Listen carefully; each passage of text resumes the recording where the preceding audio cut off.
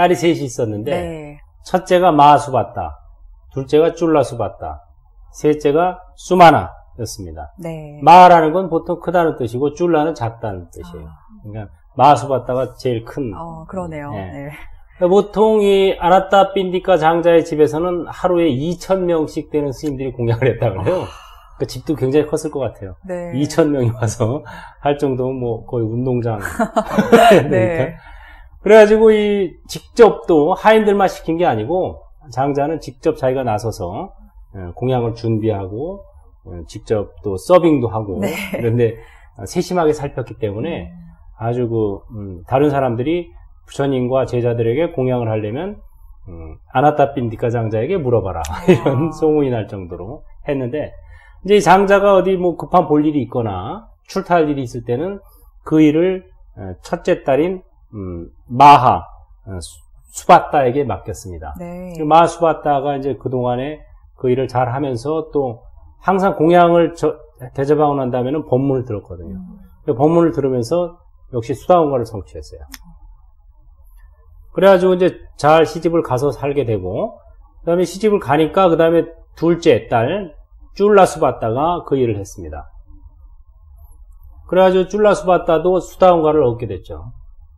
근데 쫄라수바따가 이제 결혼할 때가 됐는데, 이제 우가 장자라고 하는 다른 이웃 나라의 사람과 어렸을 때부터 약조가 돼 있는 게 있었어요. 네. 어렸을 때 동문수학하던 사이였습니다. 우가 장자와 아나타 빈디카 장자가. 네. 그래서 이 다음에 우리 아들 딸 나면은 우리 서로 결혼시키자 이런 이제 얘기를 했었죠. 네.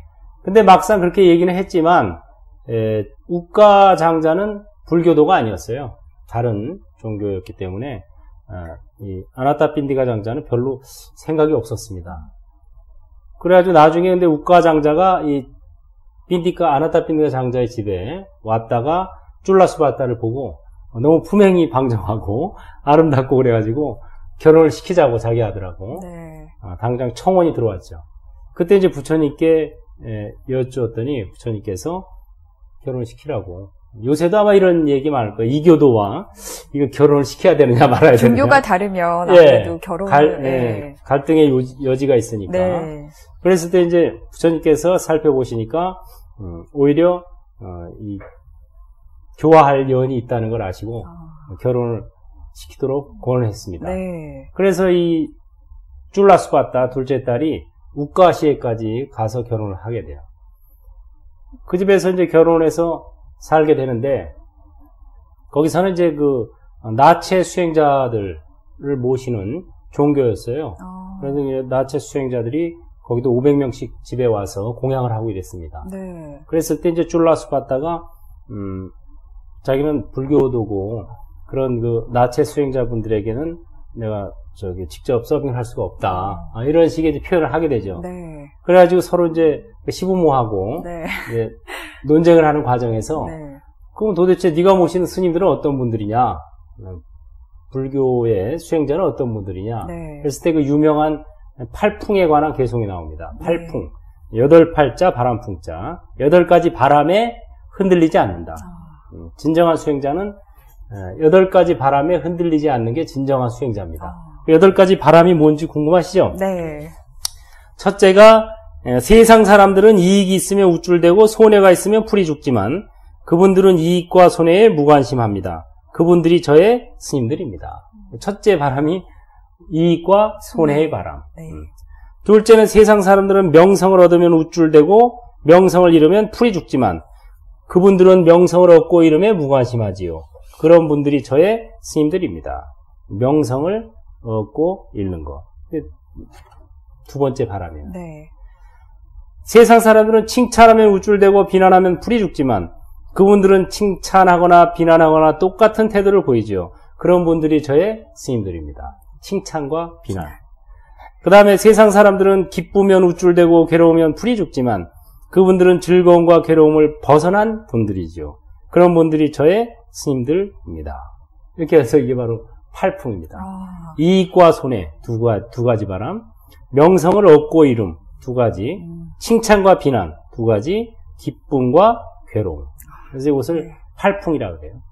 그래서 우리가 이제 불교를 수행을 잘 하면은, 물론, 많은 그 신도분들은 절에 열심히 다니면 뭐 집에 재산이 불어나고, 뭐 사고가 없어지고, 애들이 공부 잘하고, 뭐 부귀 영화를 바라고 오는 분들이 많죠. 그러나 진실로 불교를 믿는 이유는 우리가 부귀 영화를 추구하기 위해서 믿는 게 아니고, 어떠한 이런 바람, 역경계와 순경계라 그래요. 이 팔풍을 두 가지로 요약을 하면 역경계와 순경계입니다. 순경계는 이익, 명성 얻는 거, 칭찬, 기쁨, 이게 순경계고, 역경계는 그와 반대로 손해, 명성을 잃는 거, 비난, 괴로움, 이게 역경계죠. 그러니까 어떤 역경계와 순경계를 당해서도 흔들리지 않는 거. 이게 바로 진정한 불자가 됩니다. 진정한 사실 수행자. 이렇게 하기가 쉽지가 않잖아요. 이렇게 하려면 그러니까 최소한 수다원과 이상 들어가요. 정말 이 시처럼 이렇게 마음을, 평정을 찾을 수 있으면 정말로 좋은데. 그러니까 그것을 할 수 있도록 우리가 자꾸 연습을 해야 되는 거죠. 이게 처음부터 그냥 되는 게 아니죠. 그러니까 이거를 하기 위해서 수행을 하는 거지, 수행을 하는 것이 잘 먹고 잘 살기 위해서 수행을 하는 게 아니고, 그 궁극적으로는 이런 그 역경과 순경계 팔풍에 흔들리지 않는 그런 그 경지를 얻기 위해서 하는 거죠. 이런 말을 하니까 이제 그 시집에서 궁금해진 거예요. 그러면은 우리도 그분들을 만나뵐 수 있겠느냐? 그랬더니 그렇죠. 제가 내일 공양에 청을 하겠습니다. 이렇게 합니다. 그럼 공양청을 해라. 그랬더니 쫄라수 받다가 짜스미 꽃을 허공으로 던지면서, 그 부처님 계신 쪽으로. 그러니까 여기 지금 굉장히 멀리 떨어진 곳입니다. 이웃 나라예요. 그러나 짜스미 꽃을 던지면서 부처님과 제자분들을 내일 공양에 청합니다 하고 이제 저걸 보낸 거예요. 요새 같으면 이제 휴대폰으로 이렇게 찍겠지만 그 당시에는 이 정신적인 이 마음으로. 그래도 부처님은 다 알아들으시거든요. 실지실견이라. 부처님은 모두 알고 모두 보신다. 그래서 꼭 입으로 얘기 안 해도 마음속으로 얘기해도 다 알아보시는 거예요. 그래가지고 부처님께서 그 당시에 이제 제따와나 그 사원에 앉아 계셨는데, 그때 마침 또 아나타 빈디카 장자가 공양 청을 하고 있었어요. 내일 스님들하고 부처님을 저희 집으로 공양을 모시겠습니다 하고 있었는데, 그때 부처님께서 그러시죠. 이미 내가 공양청을 받았느니라. 내일은 선약이 있다. 이러시는 거예요. 아니, 제가 지금까지 와서 앉아있는데 아무도 청을 하는 사람이 없었는데 누가 청을 했습니까? 그랬더니 네 딸 쫄라스바타가 청을 했느니라. 쫄라스바타 저 머나먼 곳에 지방에 떨어져 있는데 어떻게 청을 했습니까? 그랬더니 짜스미 꽃을 던지면서 방금 전에 청을 했다. 근데 그때 던진 짜스미 꽃 무더기가 부처님 위로 올라와서 갓집 형태로 쫙 떠 있는 거예요. 그게 증명이 되는 거죠. 그래서 신심이 나죠. 그러면 이제 그 이웃 우가시까지 어떻게 이동을 했느냐? 그날 제석천왕이 신들의 목수에게 시켜가지고, 신들 중에도 목수가 있습니다. 목수신. 카펜터즈. 그래가지고 신들의 목수가 500개의 탑을 만들었어요. 밤새. 그래서 그 다음날 아침에 500개의 탑에 각각 한 분씩 아라한이 타고 부처님과 함께 허공을 날아서 우가시로 날아 들어간 거예요.